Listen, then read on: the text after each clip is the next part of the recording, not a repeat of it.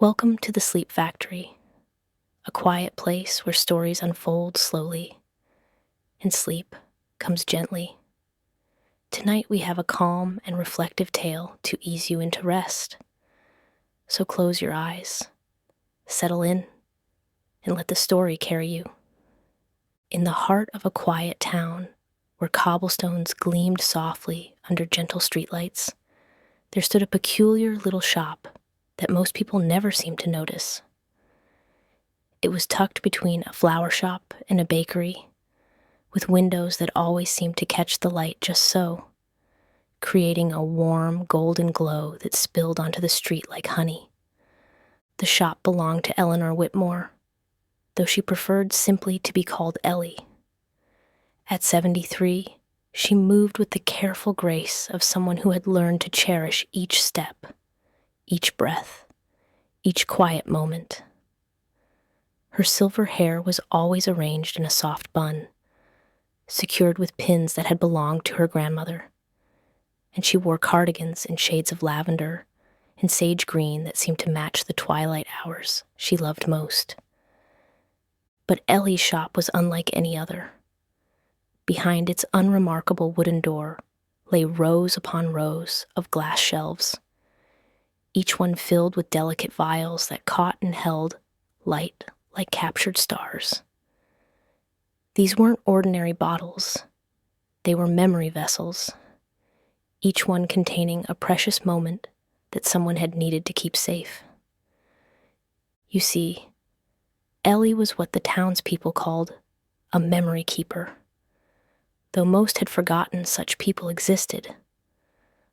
Long ago, when the world felt too heavy for some hearts to bear, they would come to her with memories too beautiful to carry, too painful to hold, or simply too precious to risk losing to time's gentle erosion. On this particular evening, as autumn painted the trees in shades of amber and rust, Ellie was preparing for her nightly ritual. She moved slowly through her shop, her soft slippers whispering against the wooden floors as she checked each vial, each shelf, each carefully labeled memory. The doorbell chimed softly, its sound like distant wind chimes, and Ellie looked up to see a young woman standing hesitantly in the doorway. The woman couldn't have been more than 25, with tired eyes and hands that trembled slightly as she clutched a small wooden box to her chest. Are you the memory keeper?" the young woman asked, her voice barely above a whisper. Ellie smiled warmly, the kind of smile that immediately made strangers feel like old friends. "I am, dear. Please come in. You're safe here." The young woman stepped inside, and Ellie could see the weight she carried, not physical, but something deeper, something that made her shoulders curve inward as if protecting her heart. Her name was Sarah, and she had come with a memory that felt too heavy to carry alone. "My grandmother passed away last month," Sarah said softly, settling into the velvet armchair that Ellie kept near the counter for visitors who needed a moment to gather their courage. "Before she died, she gave me this box. Inside are letters she wrote to my grandfather during the war. Love letters that spanned 3 years while he was overseas." Ellie nodded gently, understanding without need for explanation. She had seen this before. The weight of inherited love, the responsibility of keeping someone else's precious moments safe. "They're beautiful," Sarah continued, her voice catching slightly. "But every time I read them, I can't stop crying.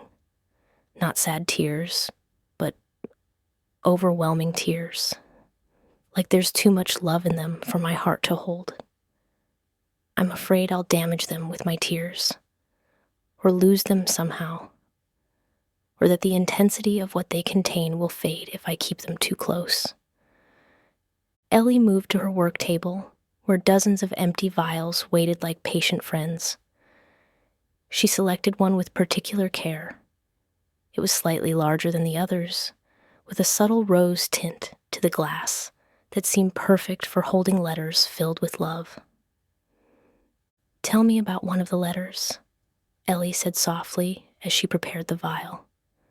"Just one memory from reading them." Sarah closed her eyes, and when she spoke, her voice took on the dreamy quality of someone lost in remembrance. "There's one where my grandfather describes a sunset he saw while thinking of her.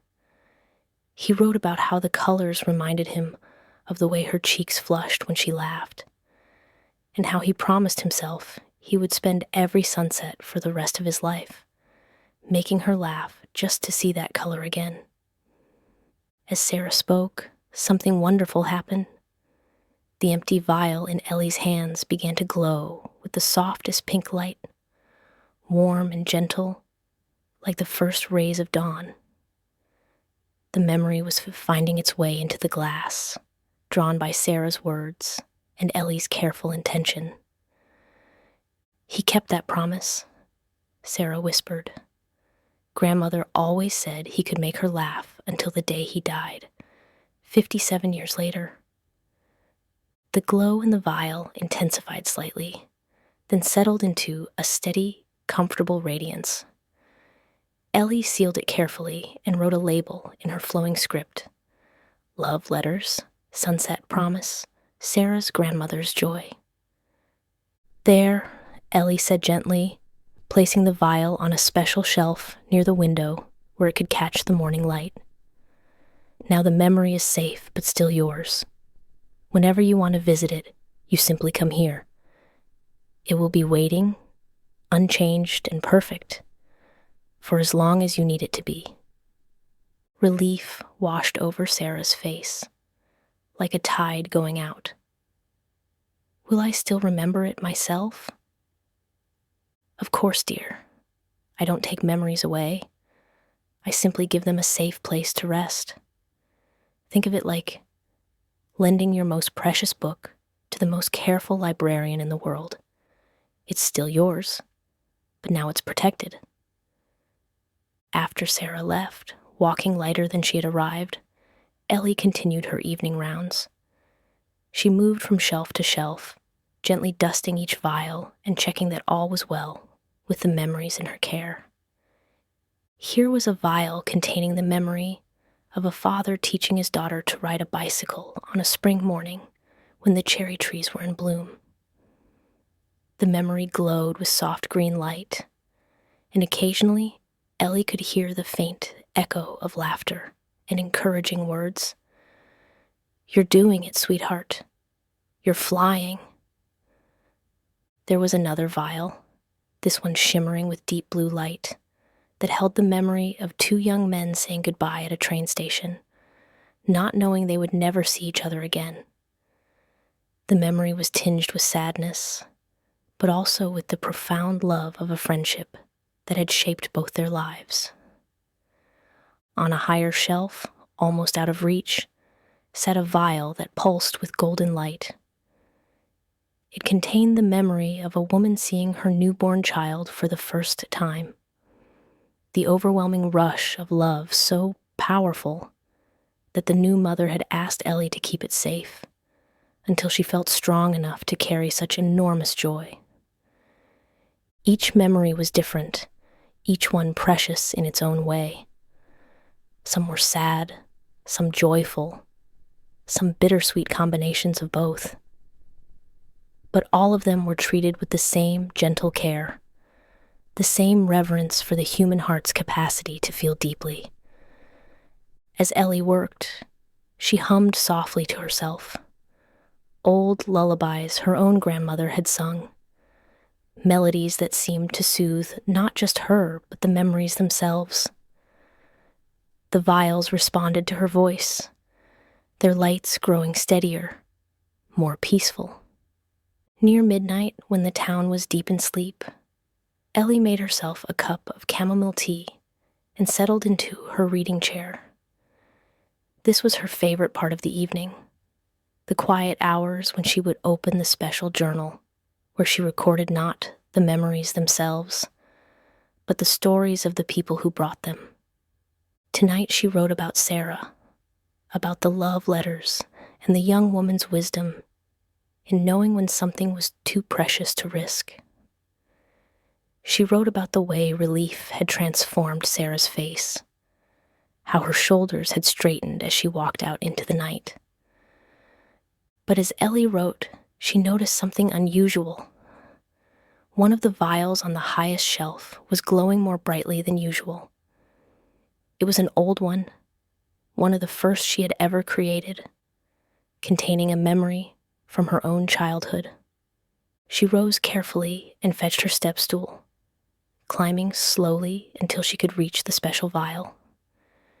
It was warm to the touch, pulsing with soft amber light. Inside was the memory of her grandmother, teaching her about memory keeping on a summer evening, very much like this one. Some people, her grandmother had said, settling young Ellie on her lap in the garden behind their house, are born to hold space for others' hearts. We keep their precious things safe so they can go out into the world and make new memories without fear of losing the old ones. Ellie smiled as she held the vial, feeling the warmth of that long-ago evening, the security of her grandmother's arms, the wonder of discovering her purpose in the world. She had kept this memory safe for 60 years, and it still brought her the same comfort it always had.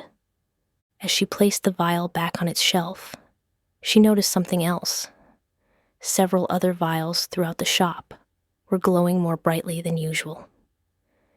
It was as if Sarah's visit had awakened something in the other memories, a reminder of the connections between all human experiences.